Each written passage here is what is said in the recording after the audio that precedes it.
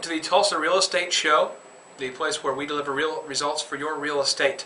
And today's topic is, how do I find my first investment property?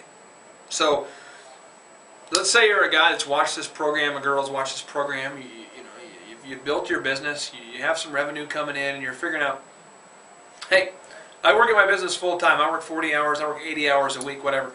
I don't have time to find deals. How can I find deals?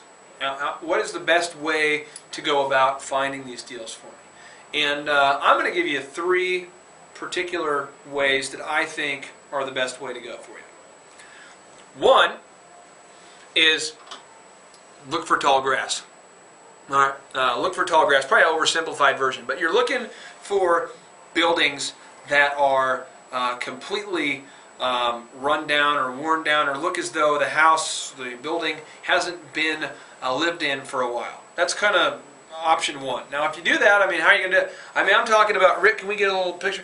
I'm talking about you actually going to hop up in your coche, that's Spanish for car, and you're going to drive around here, and you're going to drive up and down all the streets until you find a property that looks to be in ill repair. Once you find a property that's in ill repair, I want you to write down the address, and you just keep going until you find, I'd say, probably 25 houses that look to be vacant, empty, that look to be in a state of disrepair.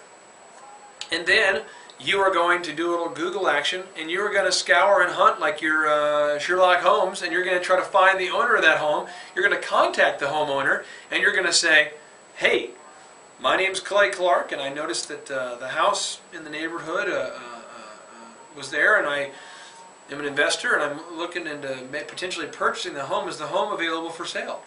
And you're going to have some people that will yell at you, some people will tell you not to ever call again, and some people will say, well, how much? And so that's option 1. Now, realistically, how many hours will it take you to find those 25 homes? I'm going to say 40 or 45 hours is what you're going to have to, time-wise, we're going to have to spend to find 25 deals like that. 25 potential deals. 40, 45 hours.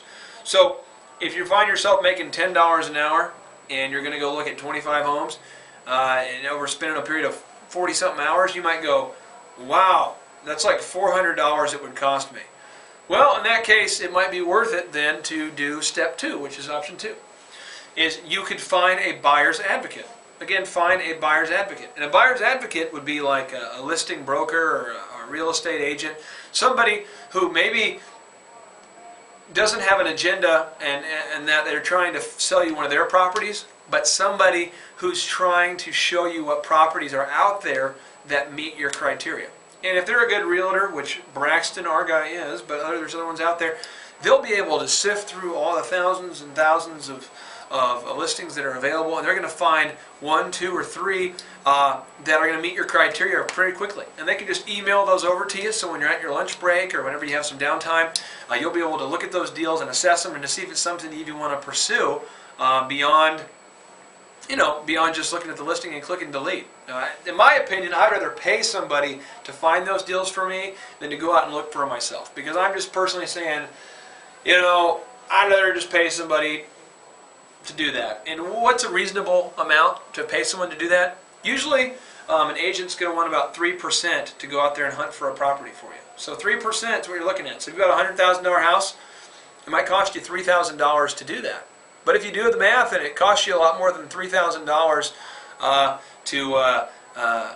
if you have your time to take time off of work to go look at a property, that might be a good deal for you.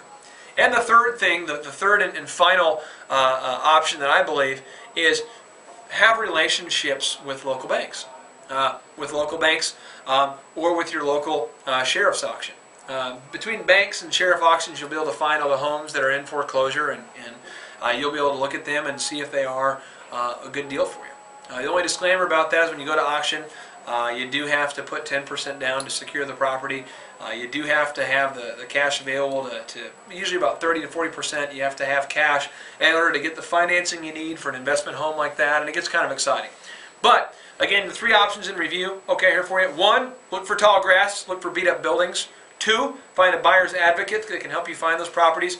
Or 3, develop a relationship with your local banker and or your local sheriff's auction.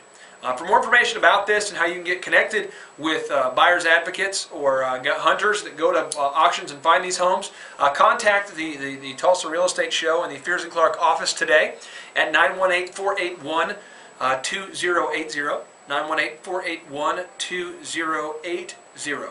And for more information, again, if you'd like to get the same haircut as mine, just go up to Top Cuts at 111th and Memorial and just tell them you want the Clavis cut, and they'll hook you up.